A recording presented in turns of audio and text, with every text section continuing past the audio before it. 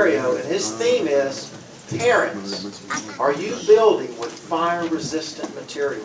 Let's give our attention to Brother Nazario.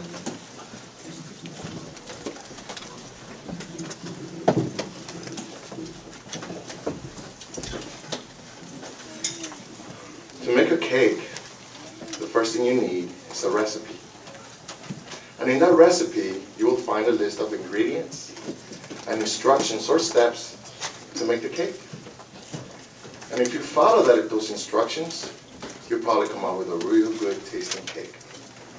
But what if you try to make the cake without the recipe, without the instructions? Well, I don't know about you, but if I did it, I'll probably come out with a real big cookie. The instructions or procedures on how to build or make anything is very important. That is why today we're going to go over 4 very important topics. They are: why build our children with fire-resistant materials? 2, what are the fire-resistant materials? 3, how to build with them. And finally, the rewards for building with fire-resistant material. Very exciting. So, why don't we jump right in and find out why fire-resistant materials are needed to train our children?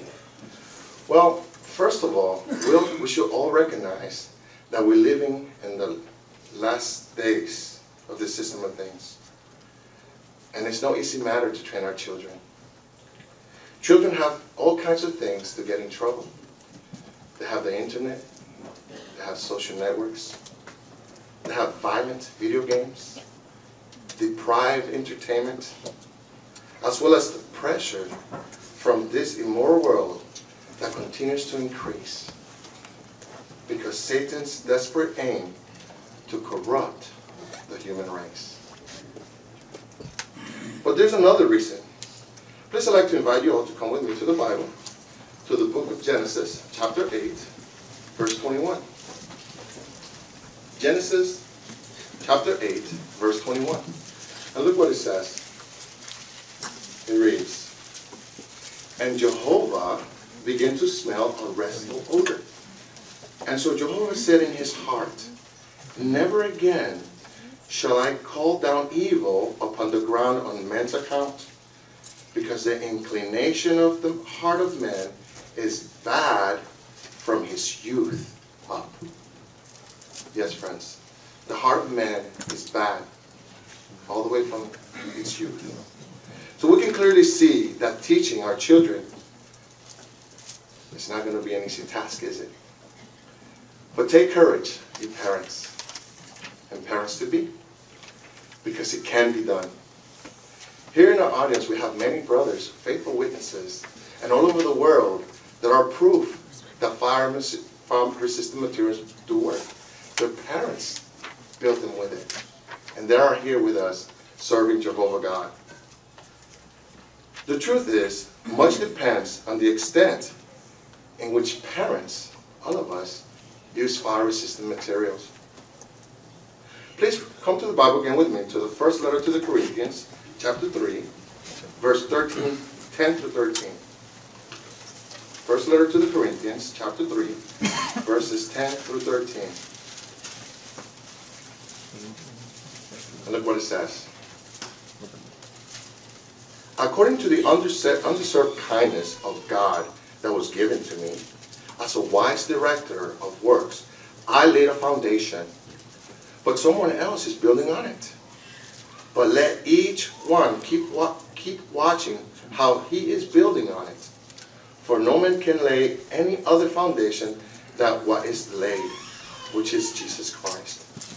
Now, if anyone builds on the foundation gold, silver, precious stones, wood materials, hay, stubble, each one's work will become manifest, for the day will show it up, because it will be revealed by means of fire, and the fire itself will prove what sort of work each one's is."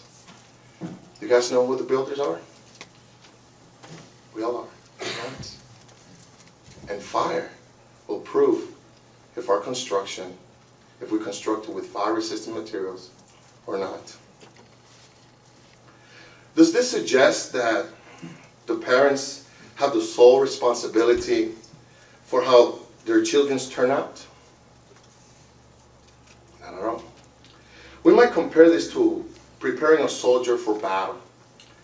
Others may train him and equip him, but once he is out there in the battle, the soldier must put up a fight using what he has learned. His very life depends on it. Similarly, as parents, we do our best to build our genuine Christians, ones that can resist pressures and temptations.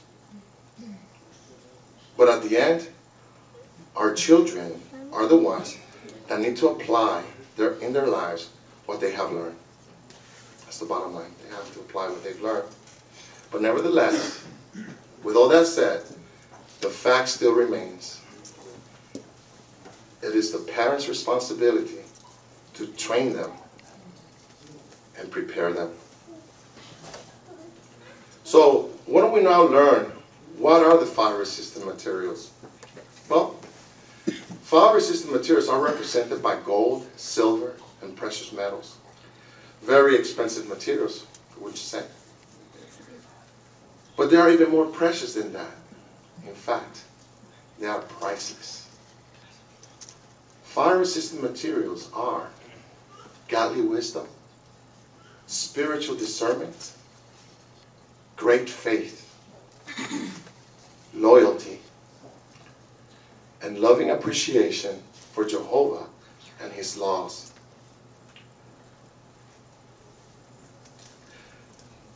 Simply put, these materials will make the personality structure that we must endeavor to build in our children. Do you know why? Because they will withstand fire. Now, this is no ordinary fire. This fire does not represent persecution. It represents temptation. Not the temptation of wanting to eat a chocolate cake, right? Or maybe a piece of pecan pie. The temptation we're talking about is one of sexual immorality. Invitations to take drugs or alcohol. Pressures to share in the world's degraded entertainment. And the lure of materialism. Yes, brothers and sisters. These are Satan's jackhammer and wrecking ball. And they don't play. They will break down anything that puts in front of them, unless they're ready for it, right? And when it does, will our children stand firm as built with fire-resistant materials, or will they burn up? You see, brothers, there are other kinds of materials that some parents have ventured to build with. You remember what they were? What we read in 1 Corinthians? Wood materials, hay, and stubble. Not a good choice if you want to stop fire, is it? To build a fire-resistant child depends whether we have chosen to work really hard to teach them. You see, it's like a construction worker. If a construction worker works really hard, they get calluses in their hands, right? It's really hard. That's because they work really hard. But if a construction worker does not work really hard, they get blisters. And I don't know if you've gotten blisters, but they hurt, right? And it somewhat makes you not want to work. You know, right? You don't want to work because it hurts. So, what kind of construction worker are we going to be? Ones with calluses or ones with blisters? Do you want to learn how to build with fire-resistant materials? Okay, let's do it. First of all, we have to follow a procedure or steps to do so. The steps are very important because, you know, if you're going to make a cake, you could have flour, eggs, baking powder. But if you don't know how to put it together, you're going to wind up with a big cookie. The same applies when building with fire-resistant materials. Right now, we know what the materials are. But without the procedure, it could be very dangerous to build with, right? So here they are. Step 1. Parents must set the right example. Please come with me to the Bible again, to the book of Deuteronomy, chapter 6, verse 4 through 6. Deuteronomy chapter 6,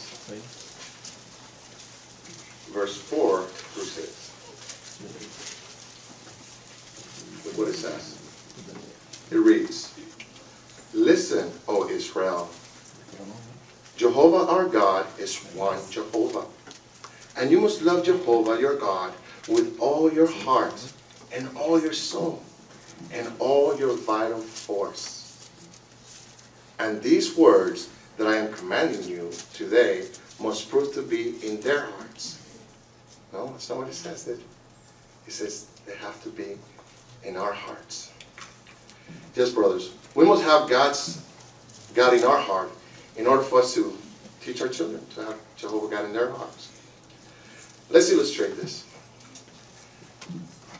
If a mouse is going to have babies, will they give birth to a lion? Absolutely not, right? They'll give birth to a mice. Only a lion will give birth to a lion. Well, in the same way, if we want our children to be loyal worshipers of Jehovah God, we have to be loyal worshipers. Doesn't that make sense? They need to see our loyalty in us for it to work. You see, brothers, children learn more by watching than by listening. If you're missing the meetings, or not going preaching, not having personal study, or not reading the Bible, etc., etc., etc., how can you expect your child to do it when they grow up? The point is this: if you are not loving Jehovah with all your heart, and with all your soul, and with all your vital force, how can you expect your child to do so? Remember, a mouse cannot have a lion. Only a lion can have a lion. Step 2. We have to give them proper instruction. I invite you to come to the Bible again, to the book of Proverbs, chapter 22, verse 6. Proverbs, chapter 22, verse 6. Notice what it says there. "Train up a boy according to the way for him. Even when he grows old, he will not turn aside from it." That's right. If you train them, they will grow old with that training. Proper instruction means to teach them properly, right? Simply said. So what would be something proper to teach them? How about praying? Not by telling them, "Hey, don't forget to pray," right? But by taking them by our hands, taking them to our bedroom, right? And pray with them, go into their bedroom. And not just pray. Lay it all out there. Let them see our heart. Let them feel what we feel. Because if we do that, it's like tempering our children. You know what tempering is?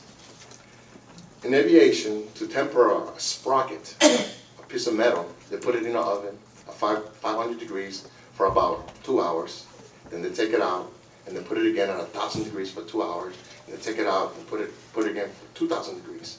You know what happens to that sprocket? Man, nothing could break that bad boy. It is strong. And that's exactly what us demonstrating to them, what we feel, only us and our child is what's going to make that fireproofing, what's going to make that tempering of the fireproof materials in their heart. Another thing that you could do